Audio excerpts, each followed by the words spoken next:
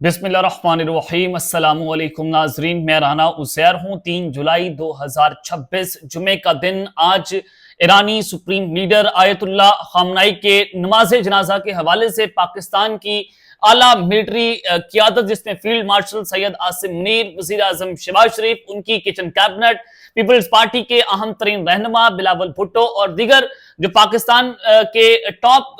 जो हमारी गवर्नमेंट के लोग हैं, वो इस वक्त ईरान में पहुंच चुके हैं और ईरानी सुप्रीम लीडर के नमाज जनाजा में 1 करोड़ से जायद लोगों की आमद मुतवक्के है। यानी कि ये तारीख का सबसे बड़ा नमाज जनाजा इसको कंसीडर किया जा रहा है। लेकिन खबर बड़ी इंपॉर्टेंट है। एक तरफ तो ईरानी सुप्रीम लीडर के नमाज जनाजा के हवाले से खबर है, तो इसराइल ने पाकिस्तान पर बदतरीन हमला कर दिया है।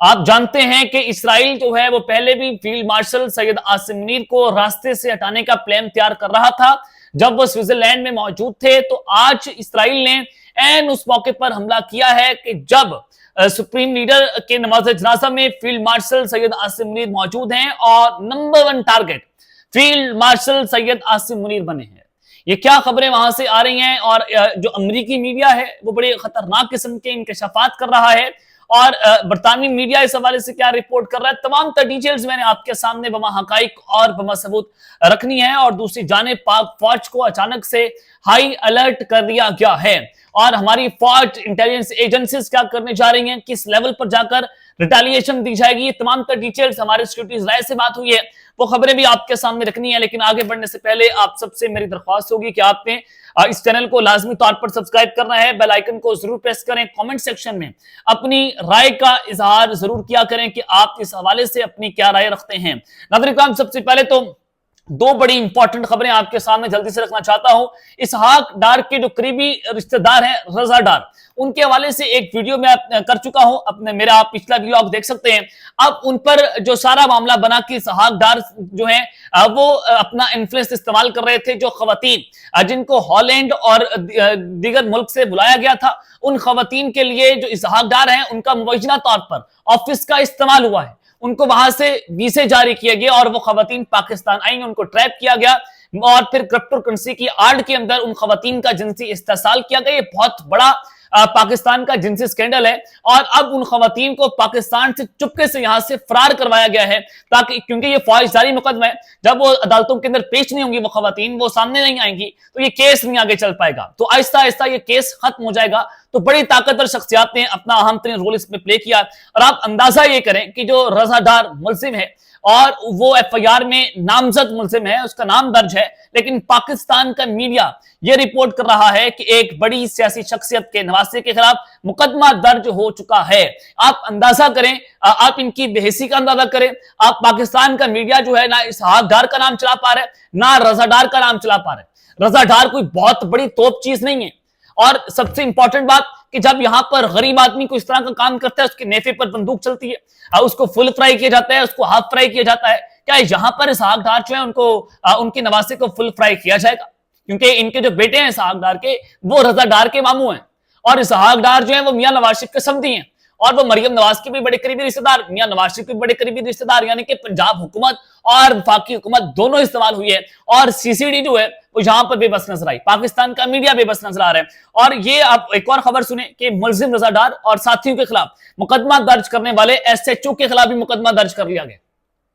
उसको भी निशाने इबरत बनाया जा रहा है कि तुम्हारी हिम्मत कैसी हुई कि इस पे ऊपर मुकदमा दर्ज करने की। 2 पुलिस एहलकार भी एफआईआर में नामजद हो चुके हैं। तो ये पाकिस्तान के अंदर हालात बन गए हैं और इसहाक डार के हवाले से फैसल वाडा सामने आए हैं और जब फैसल वाडा साहब बात करते हैं तो इसका मतलब है कि पाकिस्तान में ये आवाज कहीं और से आ रही है। तो पहला इस्तीफा तलब हो गया और रजा डार पर शर्मनाक इल्जाम के बाद इसहाक डार इस्तीफा दें, ये मुतालबा किया गया है फैसल वाडा की तरफ से। इन इल्जामात के बाद इसहाक डार के साथ कौन पाकिस्तान के झंडे तले खड़ा हो सकता है,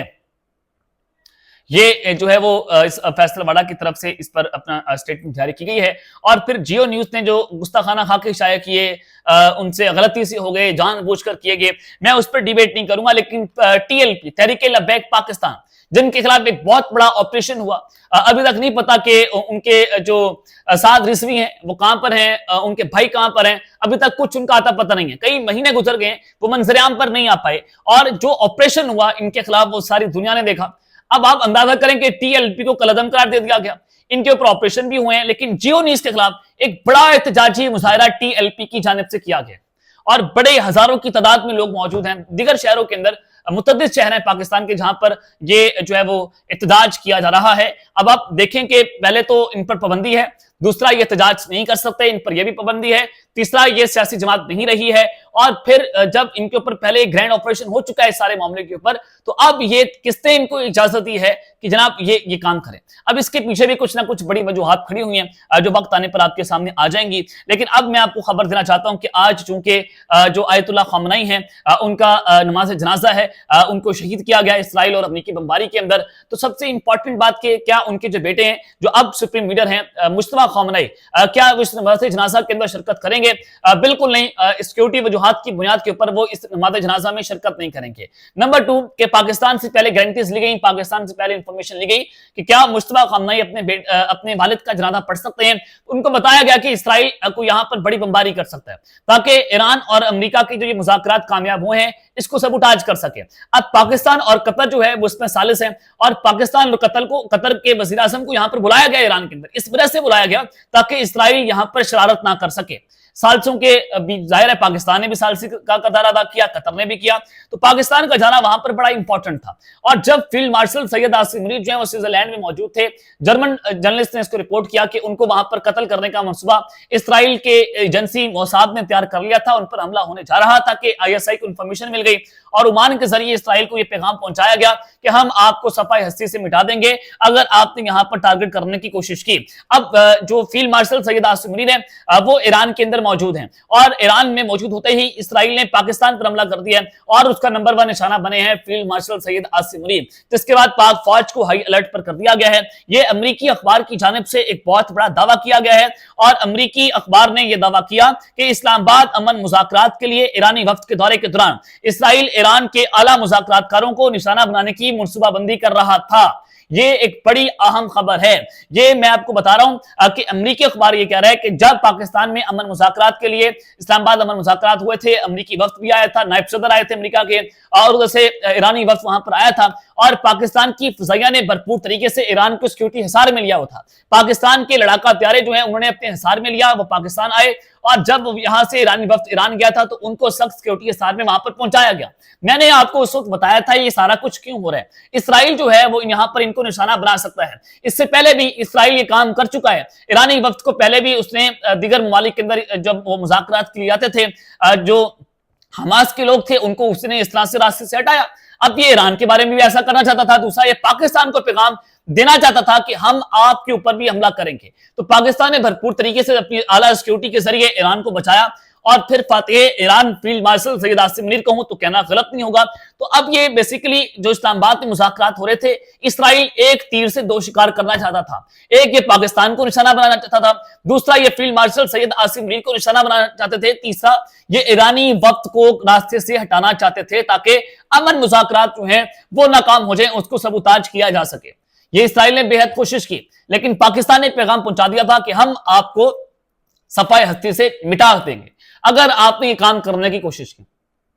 اور پھر جو رپورٹ میں بتایا گیا ہے کہ اپریل میں دورہ اسلام آباد کے دوران ایرانی حکام نے امریکہ سے پاکستانی اور قطری ثالثوں کے ذریعے ایرانی وفد کو نشانہ بنائے جانے کی ضمانت طلب کی تھی، اور امریکی اخبار کے مطابق پاکستانی ایئر فورس کے جہازوں نے ایرانی وفد کے جہازوں سے پاکستان اور پاکستان سے ایران تک حصار میں رکھا تھا۔ اسی وجہ سے رکھا ہوا جو میں آپ کو بتا چکا ہوں۔ واپسی پر ایرانی حکام نے اسرائیلی طیاروں کے عراق سے ایران میں داخل ہونے کی انٹیلیجنس حاصل کی اور اسے واپس آنے والے طیارے تک پہنچایا، جس پر طیارے کو مشہد ایئرپورٹ پر اتار لیا گیا تھا۔ واقعے کی جو باقر کالبیف ہیں، ان کے سینئر معاون محمد مرانڈی جو ہے انہوں نے بھی تصدیق کی تھی کہ واقعی ایسا واقعہ جو ہے وہ ہوا ہے، ان کو مشہد ایئرپورٹ کے اوپر جو ہے وہ لینڈ کروایا گیا تھا۔